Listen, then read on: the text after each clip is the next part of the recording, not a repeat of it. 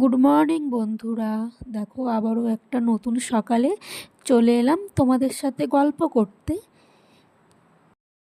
আমাদের মেয়েদের সকালে গল্প করলেই তো শুধু হয় না, অনেক কাজও করতে হয় তার সাথে। তো দেখো গল্প করতে করতে অনেক কাজ সেরে ফেলবো আজও তোমাদের সঙ্গে। তো দেখো এখানে আমি সকালে উঠে ঝটপট করে বিছানাটা গুছিয়ে নিচ্ছি।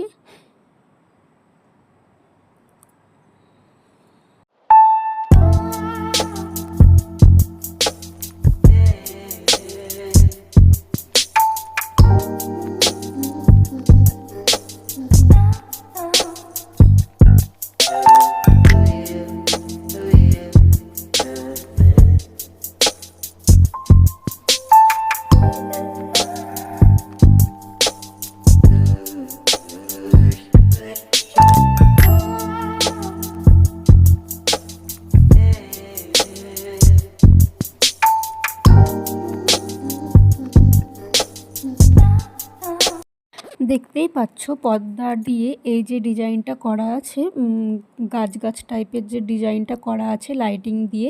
তো এটা আমি খুব শখ করে করেছিলাম, কিন্তু শখ করে করলে কি হবে বলো বন্ধুরা, এটা আমাকে খুব ডিস্টার্ব করে। মাঝে মধ্যেই এটাকে আমাকে ঠিক করতে হয়, কারণ ঘরে ফ্যান চলে আর ফ্যানের হাওয়াতে এটা কেমন যেন একটা জড়া পাকা খেয়ে যায়। তো এটাকে আমাকে মাঝে মধ্যেই এরকমভাবে ঠিক করে নিতে হয়, তবেই দেখতে সুন্দর লাগে। ঘরের কাজ সেরে চলে এসেছি রান্নাঘরে। এই যে রান্নাঘরে বক্সগুলো করা আছে, বক্সের ভেতরেও যেন মাকড়সার জাল হয়। তো মাঝে মধ্যেই আমি এটাকে পরিষ্কার করে নিই। দেখতেই পাচ্ছ কতটা নোংরা বের করছি। তো এরপরে আমি এটা পরিষ্কার করে নিয়ে যেমনভাবে বাসন টাসনগুলো গোছানো ছিল আমি ঠিক তেমনভাবে আবার গুছিয়ে ফেলবো। আমাকে মাঝে মধ্যে এভাবে পরিষ্কার করতে হয়। এত ছোট ছোট মাকড়সার জাল হয়, ধারণার বাইরে। না দেখলে হয়তো তোমরা বিশ্বাস করবে না। তো যাই হোক, দেখো আমি আবারও গুছিয়ে ফেলছি। এরপর আমি কি করি সেটাই চলো তোমাদেরকে দেখাবো। দেখো ওই কাজটা কমপ্লিট করে আমি যে নোংরাগুলো বের করলাম, তার জন্য আবারও আমাকে রান্নাঘরটা খুব ভালো করে একটু ঝাড় দিয়ে নিতে হচ্ছে। আর এদিকে দেখো কতটা নোংরা বের হলো ওই শুধু একটা বক্স দিয়ে।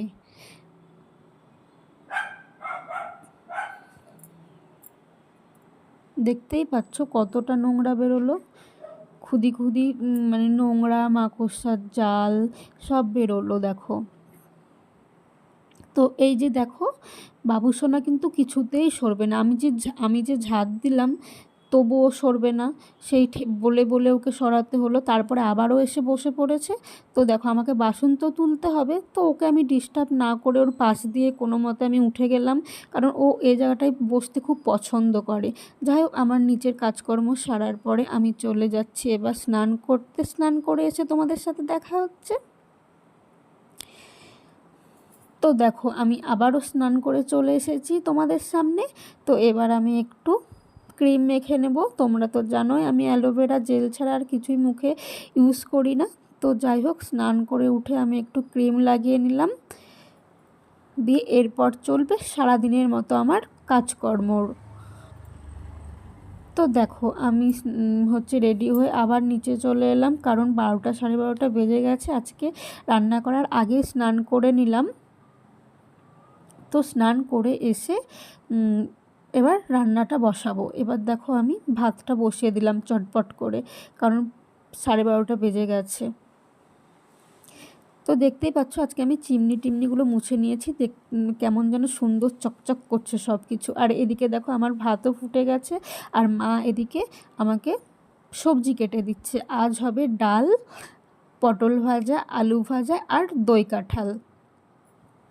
আজকে দুপুরের মেনুতে এটাই রেখেছি। এবার আমি দেখো একে একে পটলগুলো ভেজে নিচ্ছি। পটলগুলো ভেজে নেওয়ার পর আমি করব হচ্ছে আলু ভাজা। তো দেখো আমি আগে ভাতটা যেহেতু আমার হয়ে গেছে, আগে উবুর দিয়ে নিই, নাহলে ভাতে ফ্যান বসে গেলে তখন খেতে একদম ভালো লাগে না। তো এদিকে পটল ভাজাটা হচ্ছে। পটল ভাজা কমপ্লিট করে আমি দেখো আলু ভাজাটাও বসিয়ে ফেলেছি। আলু ভাজাটাও আমার আর কিছুক্ষণের মধ্যে কমপ্লিট হয়ে যাবে। মা এদিকে কাঁঠাল কাটছে। তো আগে আমি কাঁঠালটা আগে কিছুক্ষণ জলে ভাপিয়ে নেব, ভাপিয়ে নিয়ে ভেজে করব।